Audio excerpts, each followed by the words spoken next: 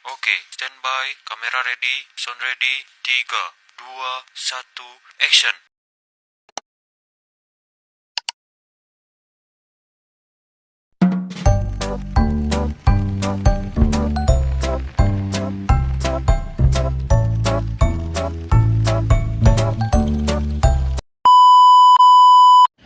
Halo semuanya. Jadi hari ini kelompok aku akan membuat video yang bertujuan untuk memenuhi tugas mata kuliah Agama Buddha dan juga Ilmu Pengetahuan. Yang dimana nantinya video ini akan kami buat untuk menjelaskan tentang fisika modern dan juga Buddhism. Stay tune ya.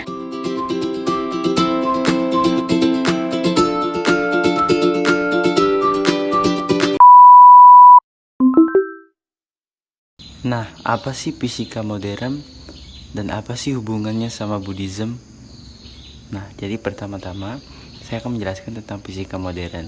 Jadi, fisika modern merupakan transformasi besar dari fisika klasik pada abad ke-20 dengan adanya perkembangan mekanik kuantum serta teori relativitas baik yang khusus maupun umum yang dikemukakan oleh Albert Einstein yang mengubah pemahaman kita tentang ruang dan waktu.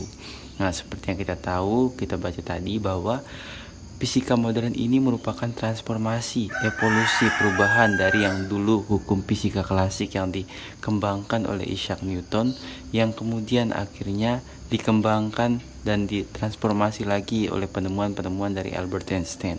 Yang dimana di sini memiliki dua jenis, yaitu adalah fisika modern yang dijelaskan terkait tentang relativitas, yaitu ada yang khusus dan ada yang umum. Nah, dikemukakan oleh Albert Einstein pada tahun 1905 ya teman-teman. Nah, kemudian Buddhism. Buddhism sendiri apa sih?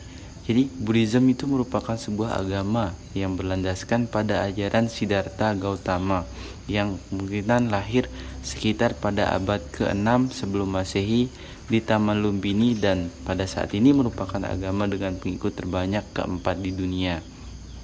Nah, Buddhism ini sendiri merupakan agama yang berdasarkan logik. Jadi, Sang Buddha sendiri mengajarkan bahwa para umatnya harus ehipassiko, yang artinya harus datang, lihat, dan buktikan, atau harus membuktikan sendiri, tidak hanya percaya atau tidak hanya mempercayai hal tersebut karena mendengar dari orang atau hanya membaca dari buku, tetapi harus benar-benar membuktikannya sendiri. Nah, ini sama dengan sains, teman-teman. Jadi sains pun harus dibuktikan, tidak hanya omongan saja. Jadi sains itu harus ada pembuktian, mulai dari melakukan pengamatan, observasi, kemudian melakukan uji coba sampai ditemukannya hasil. Dan ini relate atau relevan lah dengan Buddhis. Ketika Sang Buddha melihat 4 peristiwa, kemudian dari situ Sang Buddha mulai berpikir dan mulai melakukan pengamatan, kemudian melakukan uji coba terhadap dirinya sendiri dan akhirnya mencapai tingkatan kebudaan atau mencapai samyak Sang Buddha.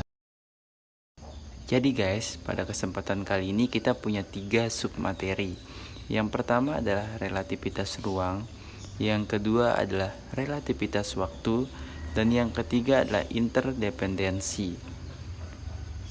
Nah, yang pertama, relativitas ruang. Relativitas merupakan teori yang diperkenalkan Einstein yang menyatakan bahwa waktu dan ruang tidaklah mutlak. Yang mutlak adalah kecepatan dan hukum fisika bagi semua pengamat, baik itu bergerak atau tidak. Dibagi menjadi 2, yaitu khusus, itu nanti membantah, dan yang kedua yaitu umum atau nanti menggabungkan. Nah, jadi yang pertama-tama harus kita tahu teman-teman, pada dasarnya relativitas artinya adalah relatif atau bisa berubah. Nanti di sini Einstein membantah hukum fisika klasik yang dikemukakan oleh Isaac Newton, yaitu bahwa Isaac Newton mengatakan bahwa ruang dan waktu itu adalah mutlak. Tetapi di sini Einstein membantah, yaitu menyatakan bahwa yang mutlak itu hanyalah kecepatan dan hukum fisika. Nah, kemudian Einstein membagi teorinya ini menjadi 2, yaitu khusus yang nanti membantah dari teori dari Isaac Newton, dan yang kemudian ada yang kedua yaitu umum yang nanti mencoba untuk menggabungkan antara fisika klasik dengan teori dari Albert Einstein ini sendiri. Yang selanjutnya adalah ruang. Ruang merupakan wadah yang meliputi darat, laut, udara, dan ruang-ruang di dalam bumi, yang dimana di dalam setiap ruang ini, baik itu di darat, di laut, udara, itu bisa terciptanya suatu kegiatan atau bisa terbentuknya suatu ekosistem. Seperti contoh, ketika kita di dunia ini, kita di bumi ini, kita juga melakukan sebuah ekosistem di mana kita berevolusi, kita melakukan segala hal untuk menunjang kehidupan, menciptakan hal-hal baru, dan melakukan segala bentuk kegiatan kita untuk mendapatkan suatu pengalaman-pengalaman yang baru. Nah, kemudian di sini kita coba untuk melihat apa sih hubungan antara Buddhism dengan hukum relativitas atau teori relativitas yang dikemukakan oleh Einstein ini. Nah, di dalam Buddhism sendiri teman-teman, konsep relativitas ruang ini dirumuskan secara singkat dalam Sutra Buddhism, yaitu antara lain. Yang pertama adalah Avatamsaka Sutra bab 6. Di sini mengatakan bahwa dalam setiap atom terdapat banyak Buddha yang tak terbayangkan, muncul di setiap tempat sesuai dengan pikiran makhluk, sampai di setiap tempat di samudra dunia-dunia. Teknik ini dari mereka adalah sama untuk semua. Nah, jadi di sini bisa saya maknai teman-teman, bisa kita maknai lebih dalam bahwa kita bisa lihat dari beberapa kisah-kisah Sang Buddha ketika beliau yang awalnya tidak mau menjelaskan atau tidak mau mengajarkan Dhamma karena beliau tahu bahwa hanya sedikit makhluk-makhluk yang bisa untuk memahami Dhamma ini. Namun kemudian karena beliau mendapat permohonan dari Brahma Sampati, kemudian beliau mau untuk mengajarkan Dhamma. Maka kemudian daripada itu, setiap hari Sang Buddha mengajarkan Dhamma.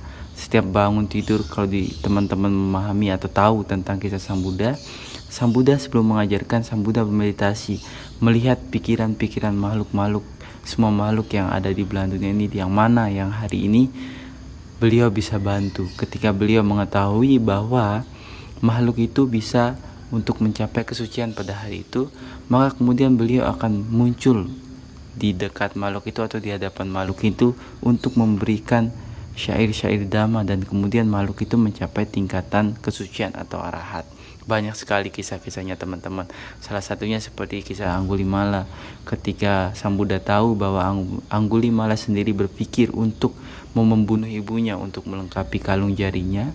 Kemudian Sang Buddha melihat bahwa Anggulimala ini berpotensi untuk mencapai arahat, maka kemudian Sang Buddha muncul di depan Anggulimala untuk memberikan Anggulimala syair-syair Dhamma, dan kemudian pada akhirnya Anggulimala sendiri masuk ke dalam anggota sangga dan menjadi seorang biku dan mencapai arahat teman-teman. Jadi itulah maksudnya dari pemaknaan Avatamsaka Sutra bab 6 ini. Selanjutnya adalah relativitas waktu, di mana relativitas waktu ini merupakan salah satu konsep yang ada dalam fisika, khususnya dalam teori relativitas Albert Einstein, yang menyatakan bahwa relativitas waktu adalah di mana waktu dapat berjalan lambat atau bertambah cepat tergantung dari kecepatan sang pengamat serta kekuatan gravitasinya. Semakin cepat seseorang bergerak atau mendekati kecepatan cahaya, waktu akan berjalan lebih lambat baginya. Namun semakin kuat gravitasi di suatu tempat, waktu juga akan berjalan lebih lambat di waktu itu dibandingkan dengan daerah yang gravitasinya lebih lemah.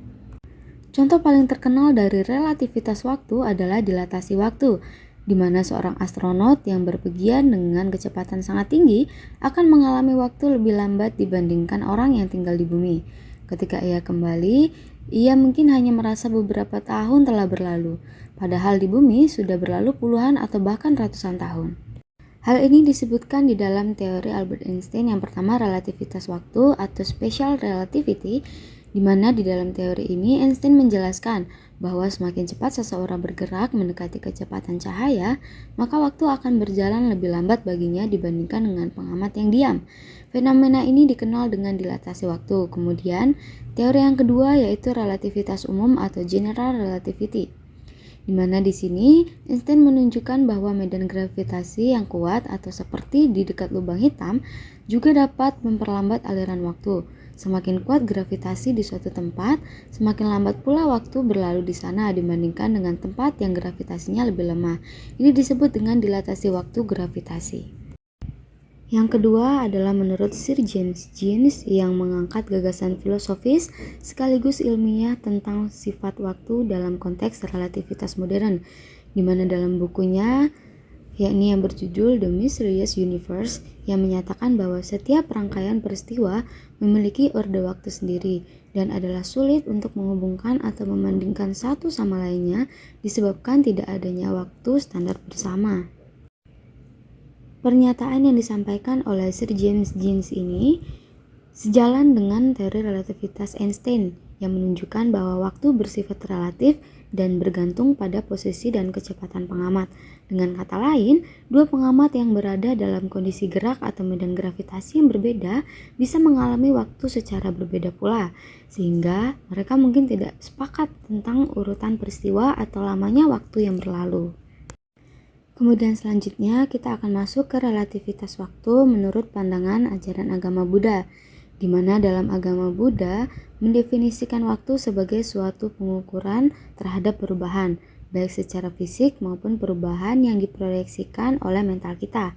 Artinya, waktu tidak dipandang sebagai sesuatu yang absolut atau terpisah, melainkan sebagai hasil dari persepsi manusia terhadap perubahan yang terjadi di alam semesta itu sendiri.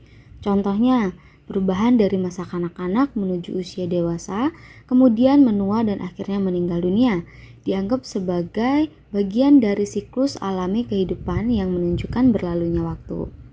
Selain itu, pikiran manusia juga memproyeksikan waktu melalui ingatan atau masa lalu, pengalaman saat ini atau masa kini, dan harapan atau kecemasan terhadap masa depan.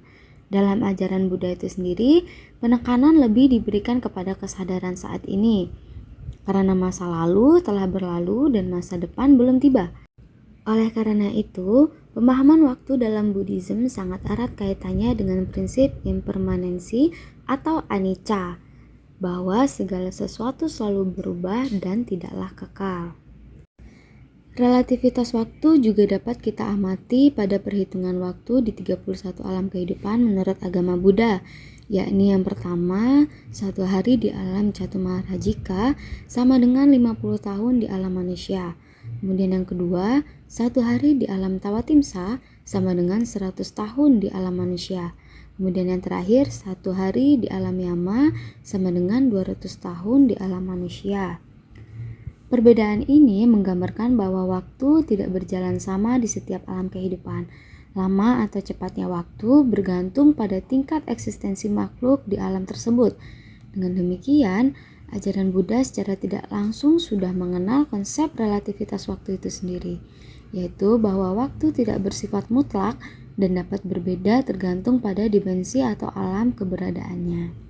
Hal ini pastinya sejalan dengan gagasan dalam fisika modern, terutama teori relativitas Einstein yang menyatakan bahwa waktu dapat berjalan lebih lambat atau lebih cepat bergantung pada kecepatan dan kekuatan gravitasi yang dialami oleh sang pengamat.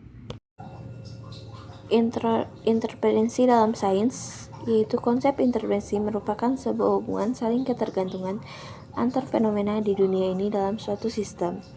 Tidak ada satu apapun yang eksis secara inherent atau merupakan kausalnya sendiri.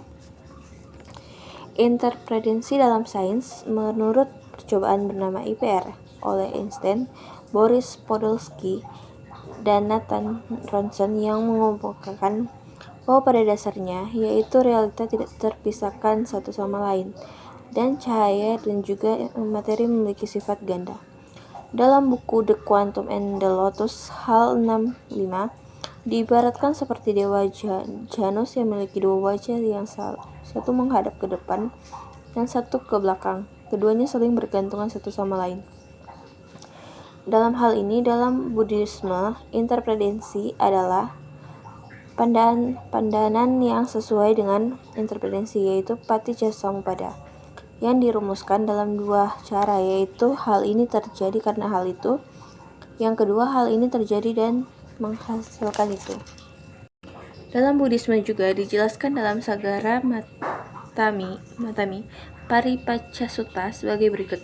Para bijak telah memahami hubungan sebab-usabab yang saling bergantungan. Mereka tidaklah bertumpu pada pandangan ekstrim.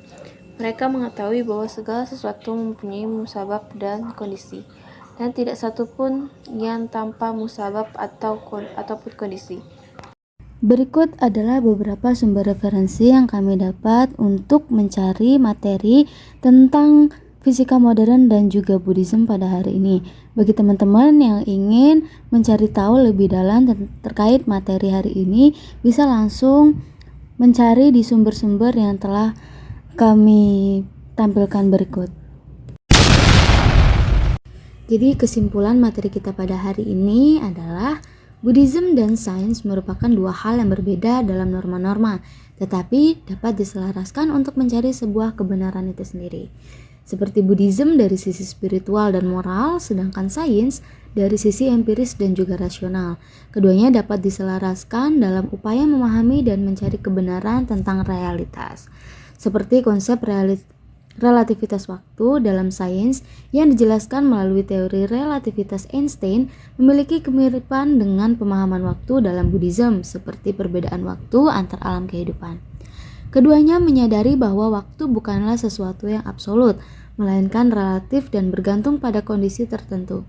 Ini menunjukkan bahwa ajaran spiritual dan pengetahuan ilmiah tidak harus saling bertentangan, tetapi dapat saling melengkapi dalam memperluas wawasan manusia tentang kehidupan, alam semesta, dan kebenaran. Oke, jadi itu tadi video penjelasan tentang materi kelompok aku hari ini. Terima kasih buat teman-teman yang udah nonton dari awal sampai akhir video, dan thanks for watching.